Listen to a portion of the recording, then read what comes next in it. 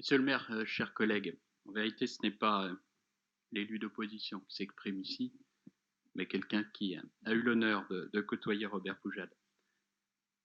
Le 8 avril dernier, Robert Poujade nous a quittés avec la discrétion qui était la sienne depuis qu'il avait quitté le Palais des Ducs.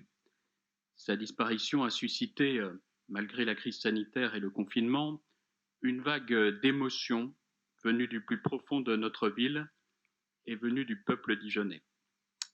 L'évocation de Robert Poujade ramène beaucoup d'entre nous à une époque de leur vie.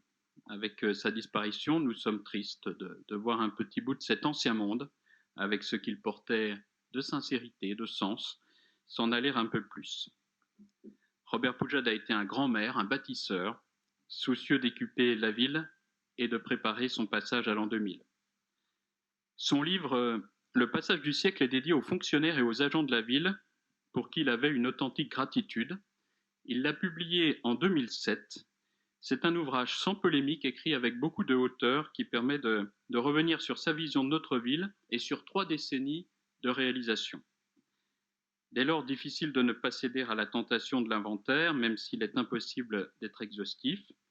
D'abord, Robert Poujade a réimposé Dijon sur la carte de France, grâce à la bretelle de raccordement au TGV Paris-Lyon et à la voie autoroutière reliant Dijon à Pouilly-en-Auxois et donc à la 6. Citons encore le transfert de l'hôpital général au bocage, les premières rues piétonnes au centre-ville, l'introduction du logement social en plein cœur historique, des nouveaux quartiers comme les Hauts-de-Montchappet, le nouveau port du Canal ou la Toison d'Or. Le lancement de la rénovation urbaine des Grésilles, avec, c'est un souvenir d'enfant, l'implosion de la barre Épiret en 1992, la construction des parkings pour desservir le centre-ville, Dauphine, Condorcet, André Malraux, Darcy, Sainte-Anne, de nombreux parcs et jardins comme les Carrières Baquin, le parc du Château de la Raie, le parc du Drapeau, le parc des Argentières, sans oublier effectivement l'aménagement des combles de l'ouest dijonnais. J'insiste aussi sur son intuition précoce de l'importance que prendra l'intercommunalité avec la création très tôt du district de l'agglomération dijonnaise, ancêtre lointain de notre actuelle métropole. Avec les présidents successifs, il développe notamment le réseau de bus STRD, sacré plusieurs fois meilleur réseau de France, au point d'être d'ailleurs classé hors concours par le journal La Vie du Rail qui l'organisait.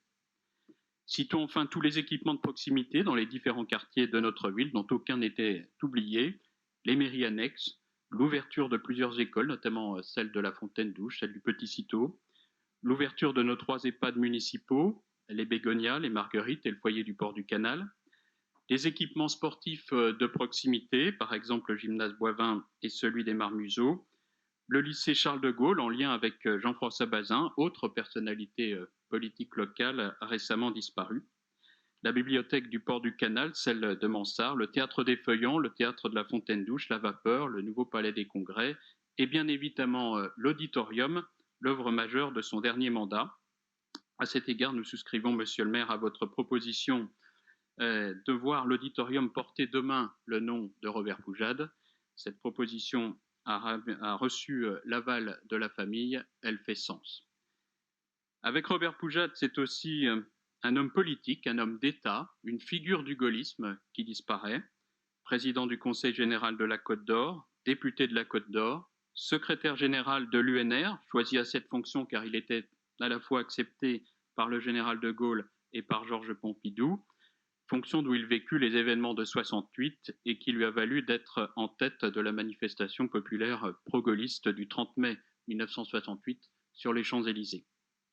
Robert Poujade, c'était une sensibilité pour l'écologie, premier dans l'histoire de la République à avoir été ministre de la protection de la nature et de l'environnement. Il croyait à ce qu'il appelait un développement contrôlable, terme qui préfigure ce qu'est aujourd'hui le développement durable. Dijon a été désigné en 1977 première ville écologique de France. Prudent, Robert Poujade estimait ce titre, je cite, flatteur et prématuré. Robert Poujade, c'était un homme d'une immense culture, agrégé de lettres classiques, professeur au lycée Carnot pour les classes préparatoires aux écoles normales supérieures, grand connaisseur de l'œuvre littéraire d'André Malraux.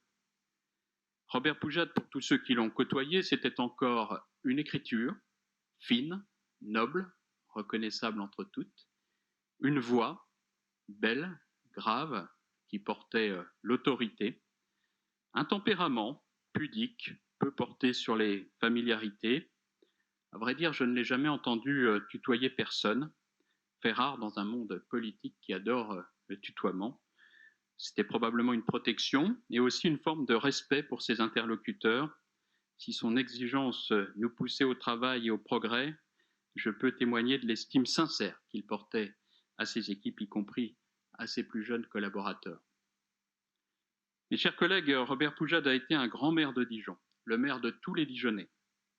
Il a servi et fait grandir notre ville sans démagogie ni sectarisme, avec exigence et vision, un homme juste. Aujourd'hui, au-delà des clivages, il est à l'évidence une source d'inspiration pour aujourd'hui et pour demain. Je vous remercie.